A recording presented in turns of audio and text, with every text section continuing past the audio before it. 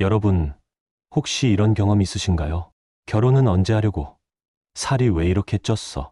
그 나이에 아직도 그걸 해?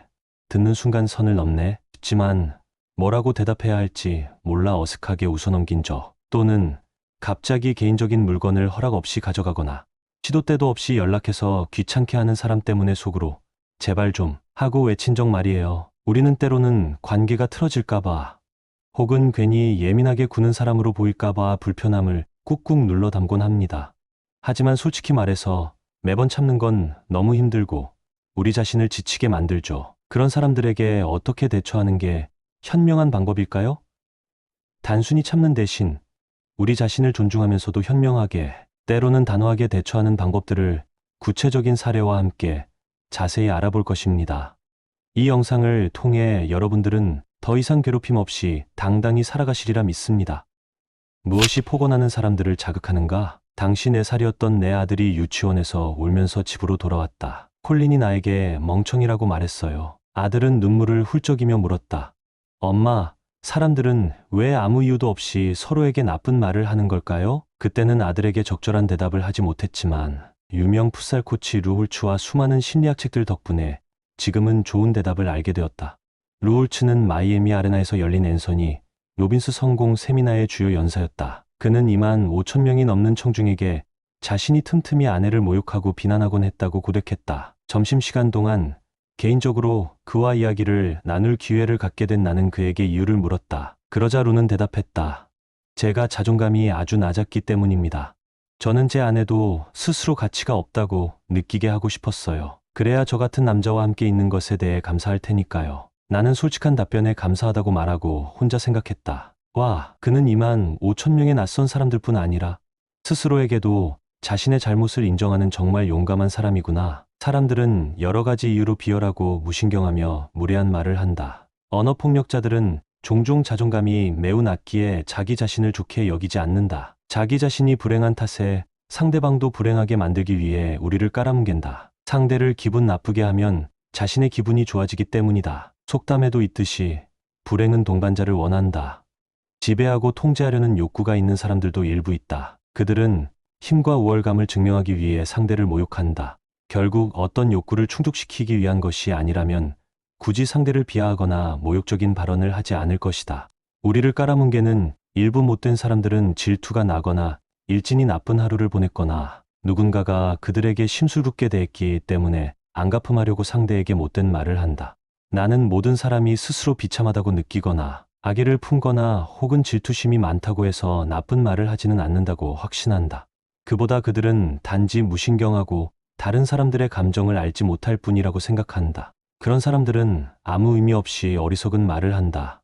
이 눈치 없는 사람들은 특정 상황에서 해야 할 것과 하지 말아야 할 것을 아는 사회적 우아함이 부족하다. 모욕적인 발언을 정중하게 지적하는 것이 언어폭력자들을 바른 길로 들어서게 하는데 꼭 필요하다. 남을 괴롭히는 사람들은 대개 자신들의 행동을 깨닫게 되면 사과하고 변화한다. 하지만 변화의 조짐이 없다면 플러그를 뺄 때가 된 것이다. 부당한 비판과 험악한 발언을 피하는 방법. 우리를 모욕하는 언어폭력자의 동기나 그들의 본성이 무엇이든 상관없이 우리는 상대에게 맞서서 자기 자신을 지켜야 할 책임이 있다. 그렇게 하지 않으면 한 인간으로서 자기 자신을 부정하는 것이며 낮아진 자존감에 압도당하고 무력감을 느낄 것이다. 브램슨 박사는 유명한 저서 말이 안 통하는 사람과 일하는 법에서 언어폭력에 대처하는 첫 번째 규칙은 그들에게 맞서는 것이라고 조언한다.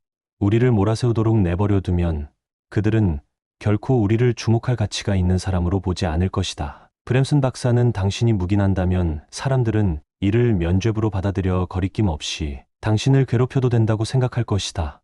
이처럼 매우 까다로운 사람들에게 맞설 때 당신이 느끼는 두려움과 혼란은 공격받을 때의 자연스러운 반응이며 심지어 적절한 반응이라는 것을 인식한다면 도움이 된다. 혼란스럽고 화가 나고 곤란함을 느끼더라도 어쨌든 본능에 맞서 무슨 말이든 해라.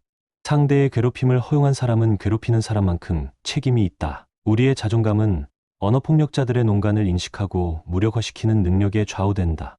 누군가의 말이 비꼬는 것으로 해석된다면 자기 자신을 위해 적극적으로 대응할 책임이 있다. 그렇지 않으면 다음에 대응할 수 있는 순간이 올 때까지 분노나 굴욕감을 느끼며 소가리를 할 것이다. 대행의 목적은 까다로운 사람을 변화시키는 것이 아니다. 물론 그렇게 할 수도 있지만 좀 더 본질적인 목적은 우리가 자신을 더 나은 사람으로 느끼도록 하는 것이다.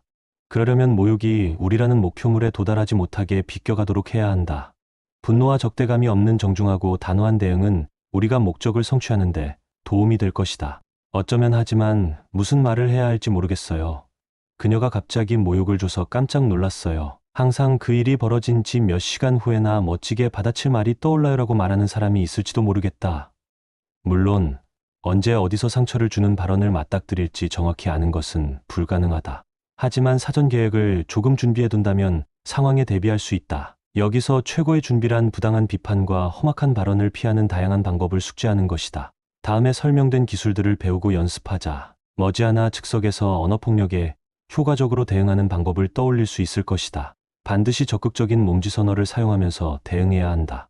눈을 마주치는 것은 용기를 의미한다는 사실을 명심하자. 그러면 설사 용기까지는 아니어도 스스로 자신감이 느껴지고 상대방에게도 그렇게 보인다. 그러니 솔직한 질문 방법을 사용하든 비난에 동의하든 자신의 입장을 밝히든 혹은 유머를 사용하거나 눈에는 눈으로 대갚아주든 비난하는 사람의 눈을 똑바로 바라보자. 그들의 말에 위협을 느끼거나 자존감이 낮아지지 않는다는 사실을 눈으로 보여주어라. 무슨 뜻인지 솔직히 물어라. 가족과 함께 한 식당에서 저녁을 먹고 있을 때였다. 난 웨이트리스에게 티스푼을 가져다 달라고 부탁했다. 그녀가 티스푼을 가져다 준 후에야 우리 테이블에 크림도 설탕도 없다는 걸 알아차렸다. 나는 그녀를 다시 불러서 정중하게 실수한 사실을 일깨워 주었다. 그러자 그녀는 초조하게 한숨을 쉬고 두 눈을 굴리며 중얼거렸다. 오, 세상에. 그 웨이트리스의 태도가 나를 신경 쓰이게 했다. 그녀가 단순히 일진이 좋지 않은 건지 아니면 내 요청에 짜증이 난 건지 확실히 알 수 없었다. 나는 상황을 파악하기 위해 직접 물어보기로 했다. 그 말이 무슨 뜻이었나요? 제 요청이 기분 나쁘셨어요?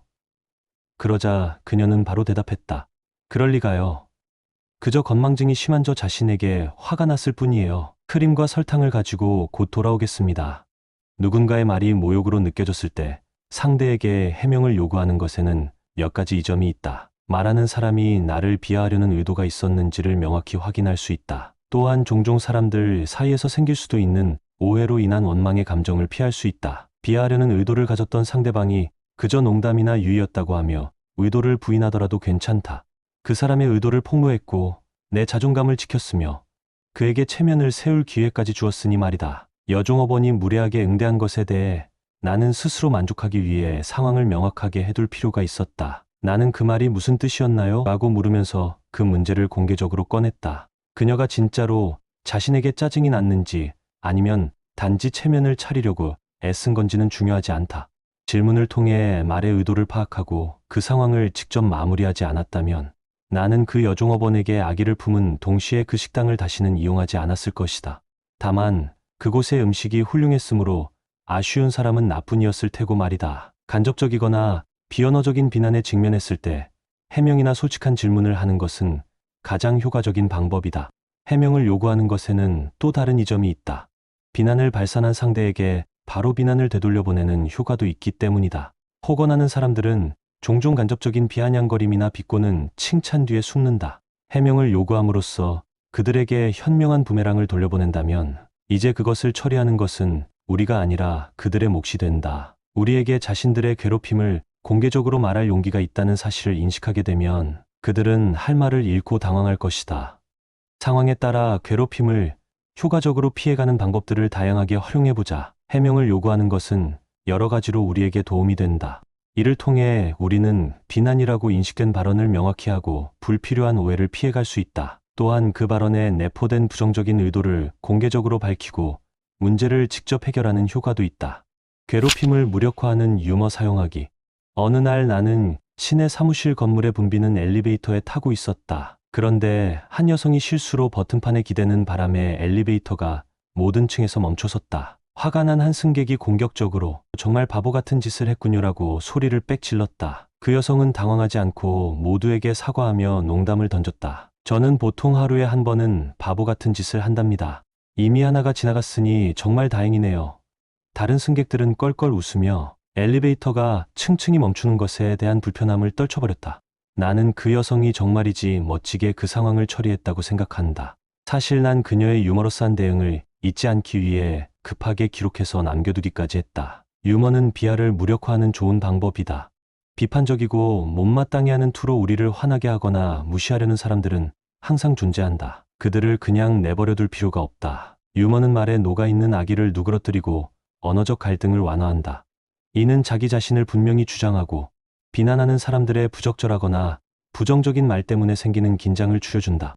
나도 내 작품에 대한 불쾌한 논평을 마주했을 때 유머 기술을 활용하여 상황을 완화했다. 몇몇 동료들과 점심 식사를 하던 중 한 친구가 내가 그 당시 쓰고 있던 이 책에 대해 설명하기 시작했다. 그녀가 여성들을 위한 단호하고 적극적인 의사소통을 다루는 내용이라고 설명하자 길이 비꼬았다. 오, 세상이 필요로 하는 딱 그거네. 또 하나의 나쁜 여자 안내서.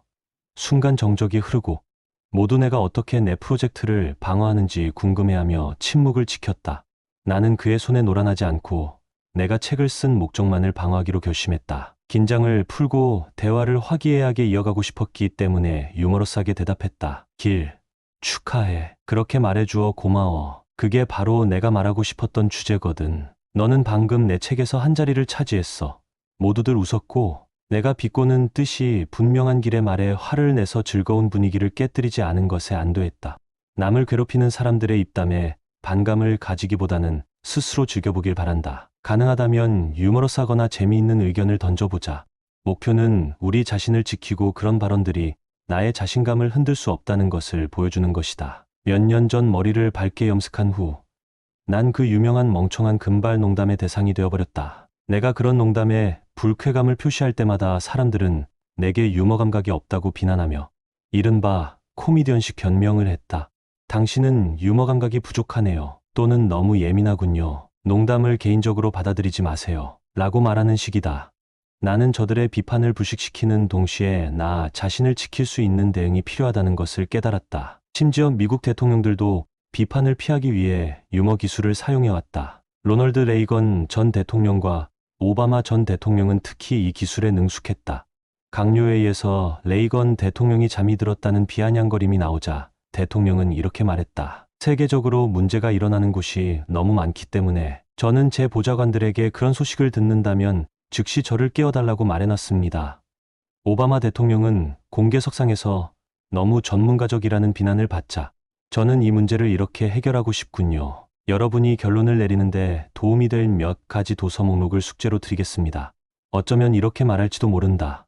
하지만 저는 그렇게 똑똑하지 않아요. 그런 유머러스한 답변을 즉각적으로 생각해내는 것에 서툴러요. 절망하지 말자. 대부분의 사람들, 심지어 전문적인 연예인과 코미디언들도 그렇지 못하다. 훌륭한 선생님들과 연사들, 그리고 만화가와 토크쇼, 진행자들이 생각해내는 모든 재치 있는 말들은 대개 즉흥적으로 애드립을 하는 것이 아니라 준비되고 연습한 것이다. 무례한 말에 대해 흥미로운 결말을 초기한 많은 유머 모음집들을 읽어보는 시간을 갖자. 그중 몇 개를 외우면 즉시 응용할 수 있다. 다른 사람들이 사용하는 유머러스한 말에도 주의를 기울이자. 코미디언이나 토크쇼 진행자가 유독 재치 있는 말을 한다면 메모를 해두자. 신문이나 잡지를 읽던 중 재미있는 농담이 눈을 사로잡는다면 그것도 기억해두자. 돌리 파튼이 멍청한 금발 농담에 현명하게 응수한 것을 읽었을 때 언젠가 그게 필요할 거라 생각하고 외워두었었다. 아니나 다를까 나는 완벽한 기회에 그 내용을 유용하게 활용했다. 게다가 모든 사람은 내가 즉석에서 그런 현명한 대응을 생각해낸 것이 매우 재치 있다고 생각했다. 유머를 사용하는 것은 자신의 입장을 확고히 밝히는 좋은 방법이다. 아울러 비난하는 사람의 경멸과 부적절한 발언 또는 유해한 유머가 만들어내는 긴장된 분위기를 푸는데도 효과적이다. 자기 자신을 낮춰서라도 그런 유머를 두려워하지 않는다는 것을 보여주는 것은 확실한 자신감의 표시다. 이는 자존감을 지키고 다른 사람의 눈에도 자신감이 높아 보인다.